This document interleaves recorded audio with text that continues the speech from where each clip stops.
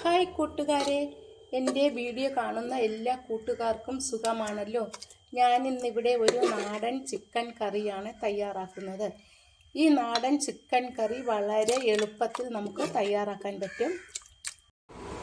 ഞാനിന്നിവിടെ എളുപ്പത്തിലൊരു നാടൻ ചിക്കൻ കറിയാണ് തയ്യാറാക്കുന്നത്. ഒരു കുക്കർ ചൂടാകുമ്പോൾ അതിലേക്ക് ആവശ്യത്തിന് വെളിച്ചെണ്ണ ഒഴിച്ചു കൊടുക്കുക. ഒരു 3 സ്പൂൺ വെളിച്ചെണ്ണയാണ് ഞാനിതിലേക്ക് ഒഴിച്ചു കൊടുക്കുന്നത്. അതിലേക്ക് ചതച്ച് വെച്ചിരിക്കുന്ന ഇഞ്ചിയും വെളുത്തുള്ളിയും ഇട്ട് കൊടുക്കാം.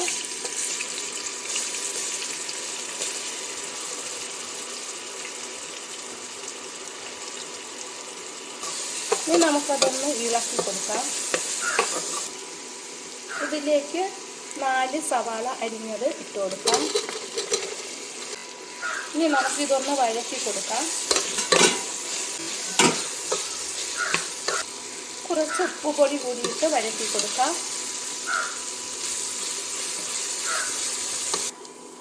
ഇതിലേക്ക് നമുക്കൊരു 5 പച്ചമുളക് അരിഞ്ഞത് ഇട്ട് കൊടുക്കാം.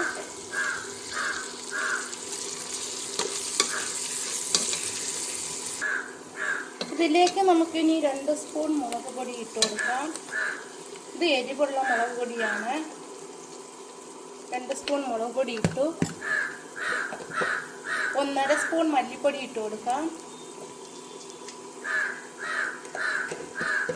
1/2 സ്പൂൺ മഞ്ഞൾപ്പൊടി ചേർത്ത് കൊടുക്കാം. ഇറച്ചിയിൽ മഞ്ഞൾപ്പൊടിയും ഉപ്പും പുരട്ടി വെച്ചിരിക്കുന്നു, അതുകൊണ്ട് 1/2 സ്പൂൺ ചേർത്താൽ മതിയാകും. 1/2 സ്പൂൺ ഗരം മസാല ചേർത്ത് കൊടുക്കാം. 1/2 സ്പൂൺ കുരുമുളക് പൊടി ചേർക്കാം. ഇനി എല്ലാം കൂടി ഇത് നമുക്കൊന്ന് ഇളക്കി കൊടുക്കാം. കുറച്ച് സമയം ഇളക്കി കൊടുക്കണം.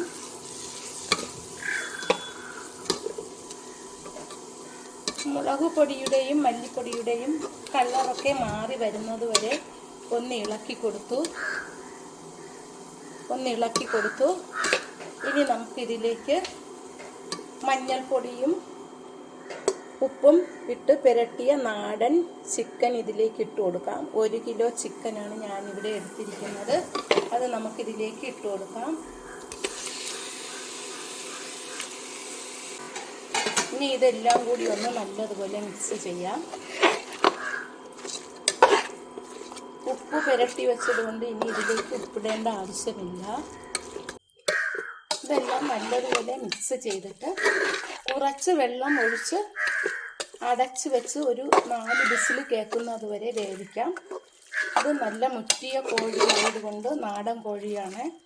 ഇതിന് നല്ല വേവുണ്ട്. നമുക്കിതിലേക്ക് ആവശ്യത്തിന് വെള്ളം ഒഴിച്ചു കൊടുക്കാം. കുക്കർ ആയതുകൊണ്ട് കുറച്ച് വെള്ളം ഒഴിച്ചാൽ മതിയാകും.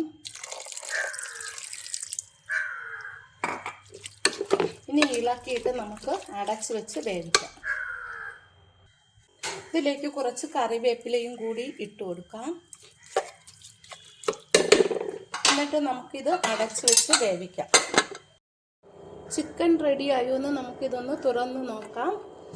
4 വിസിൽ കേട്ടു.